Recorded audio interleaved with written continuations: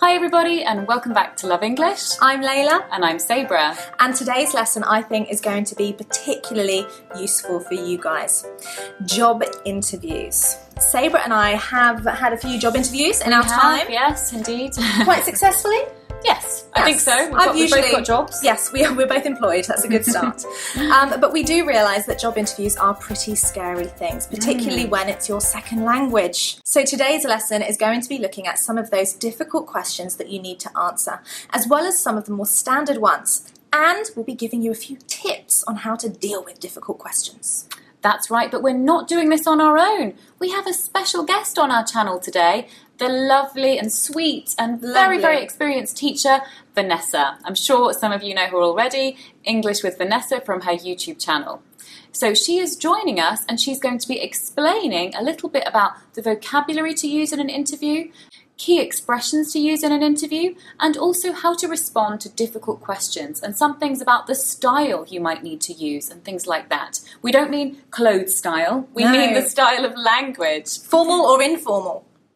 So keep watching to the end of this lesson for a link to Vanessa's channel and to a very special collaboration that we've done with her as well, looking at business phrasal verbs and some idioms, your favourite. So now guys, we are actually going to do a little bit of acting and we're going to pretend like I am going to a job interview. I'm going to be the interviewer. At Love English. So to show you what a typical job interview looks like in Western countries and the kind of questions you would expect to get.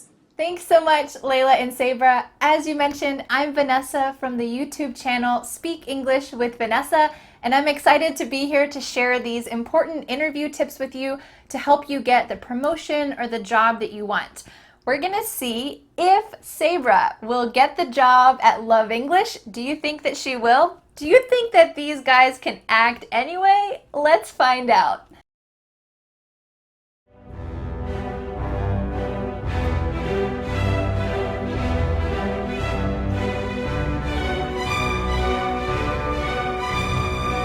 Right. Next, please, Miss Sarah Wallace.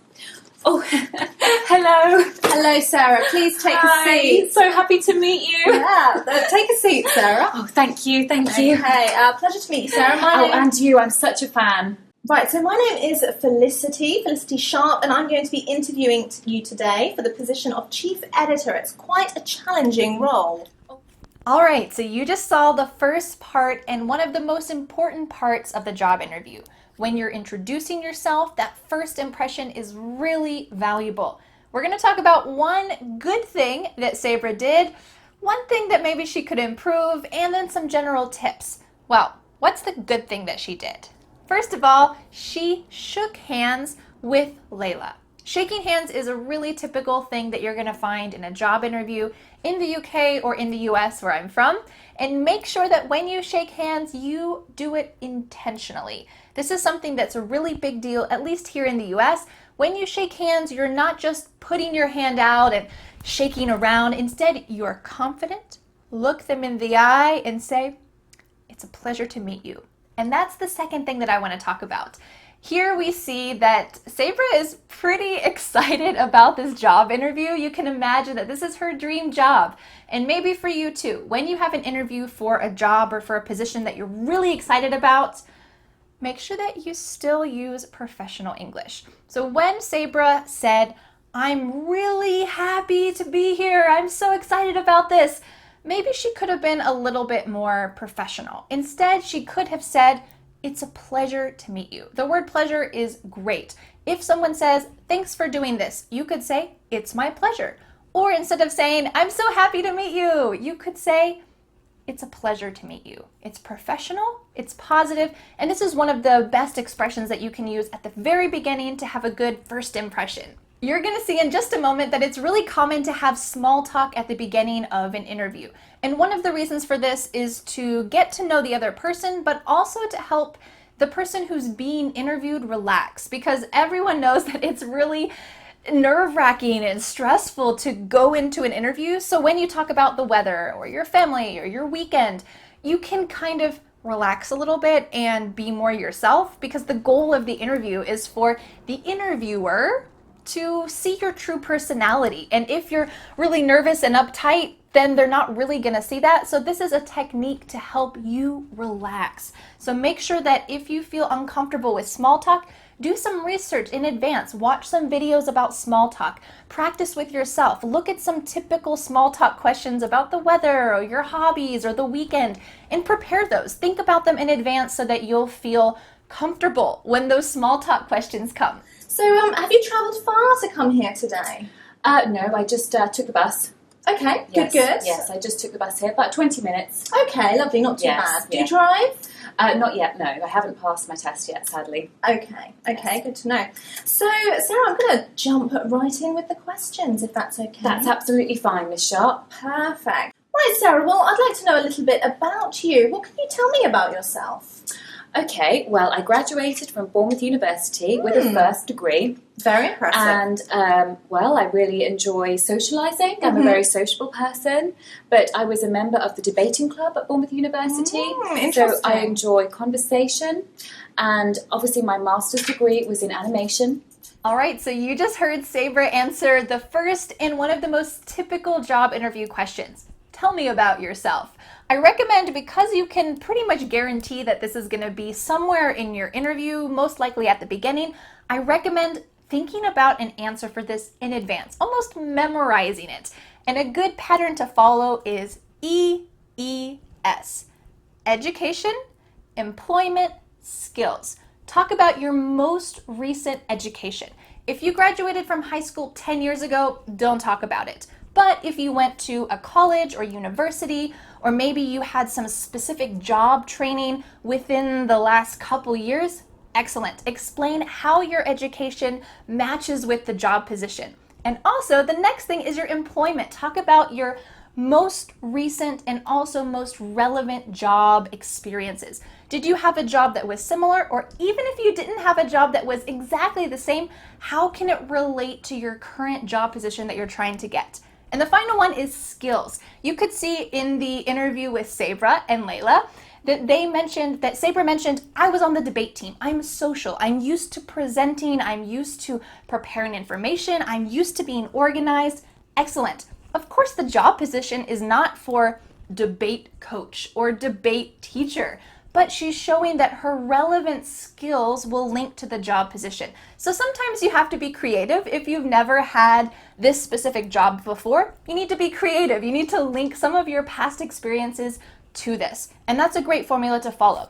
Education, employment, skills. Good.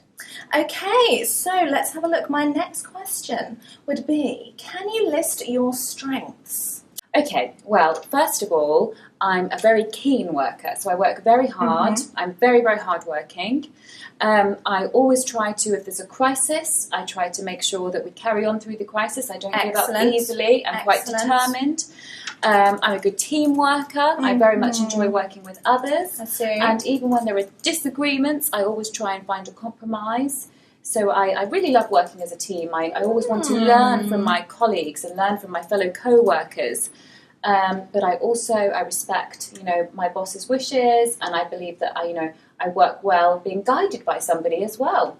Excellent. Okay, you sound like a very diligent worker. We like that here at Love English. So Sarah, my next question. What are your weaknesses? Ooh, well, that's a tough one.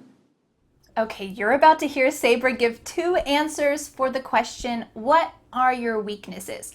I want you to decide which one is the best answer. There's going to be a little poll option up here, and also you could write a comment telling us, what do you think is the best answer? Is it option number 1? Is it option number 2? Let's check out what she says. I don't really think I have any. Well, I must admit, sometimes when things get really difficult at work, I can get a bit stressed. Okay. Occasionally, yeah. But I'm working on strategies to try and fix that. And I think these days I have different ways that I can make sure that I avoid stress or know how to deal with stress a lot better than I used to be able to. So if I know I'm getting very stressed, I will communicate to my boss and say, this is how I'm feeling at the moment. Or, I'll talk to people about it and communicate rather than, getting too worried or not doing my work. I will always be honest about how I'm feeling. Excellent. But it's only occasional. Okay, excellent. Great work if you chose option number 2. It's not a good idea to say that you don't have any weaknesses, but my tip for this question, because this is a tricky one, my tip is always link how you're improving this weakness. So for Sabra, she said, sometimes I feel stressed, but I'm working on improving that. I have strategies that I'm working on to overcome this weakness. You never want to say, well, sometimes I get distracted if I have too many tasks, and then stop. Oh no, you need to let the boss know that you know your weakness and you're trying to improve it. So if your weakness is, I feel often distracted when I have too many things going on, so it's better for me to focus on one task, complete it, and then go on to the next one, you might say, well, when I have too many tasks, I often try to prioritize. Finish one, and then go to the next and go to the next. I'm trying to work on this weakness. That's the key to this question. No matter what your weakness is, hopefully it's not something too serious. I get distracted. I like to focus on only one project. I often feel stressed. You're always working on your weakness to improve it. That's the key.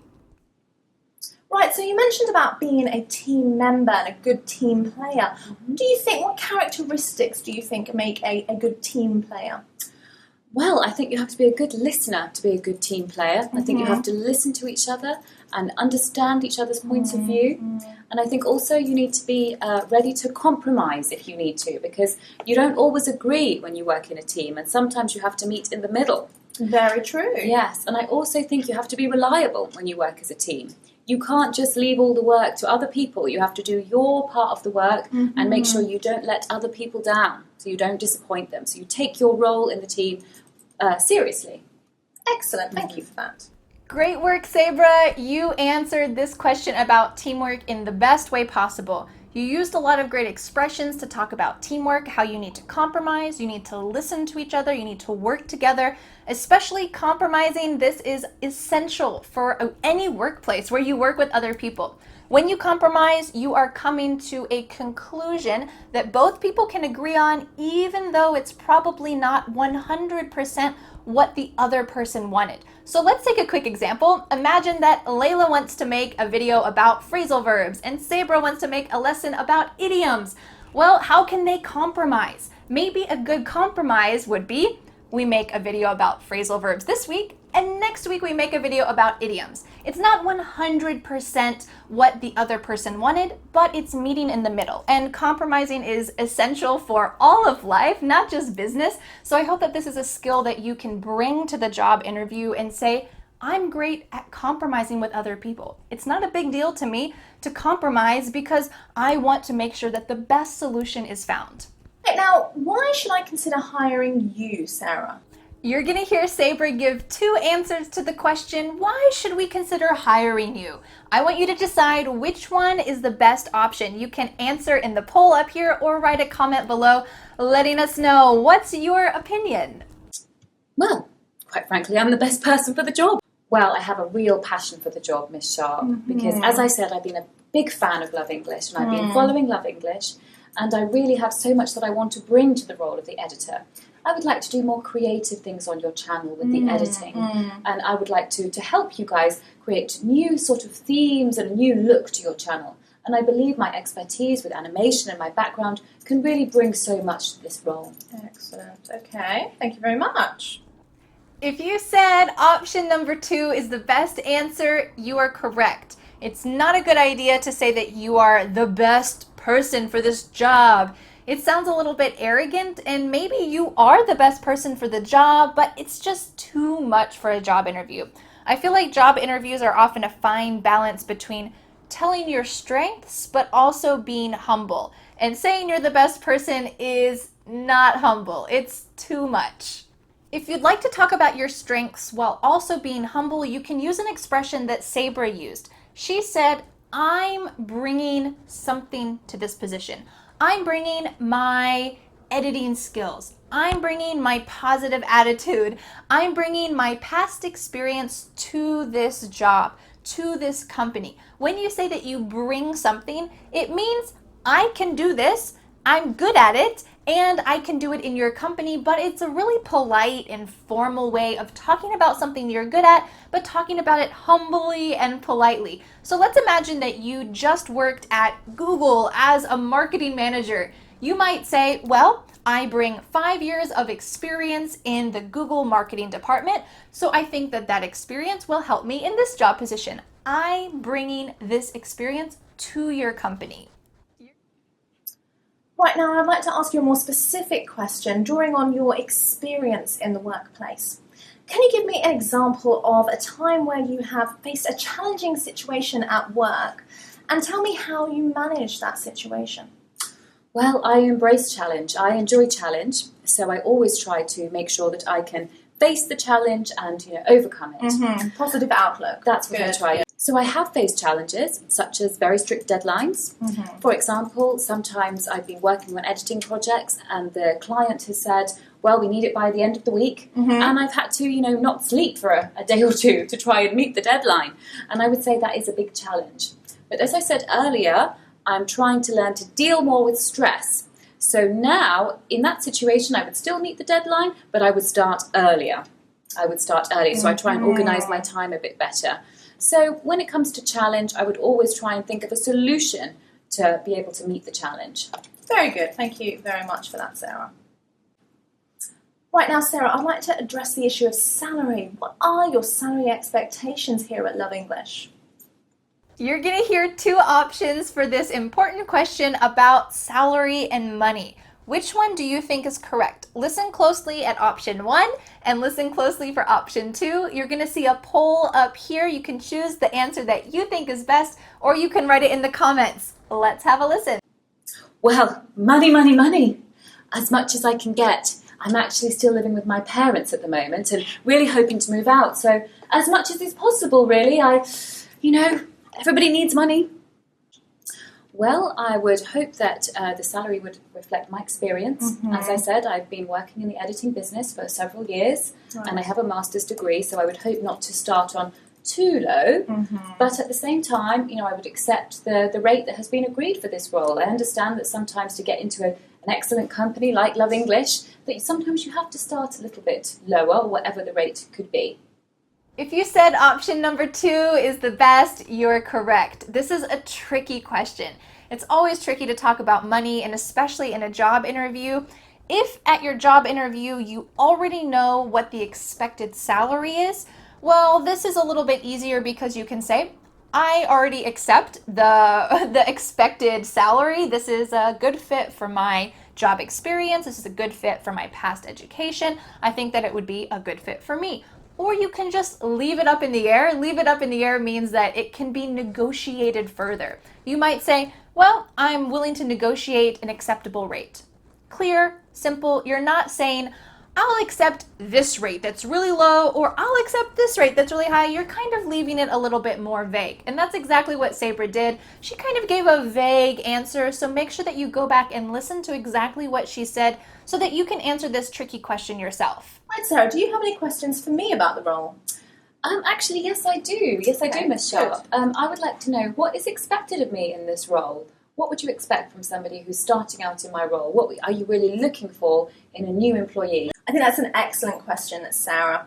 At Love English, we really are looking for you to bring your personality to the role and to be creative in what you do. We don't want you to stick with the traditional formulas that we have. Of course, follow our briefs that we give you, but there is room for creativity here at Love English. That sounds very interesting.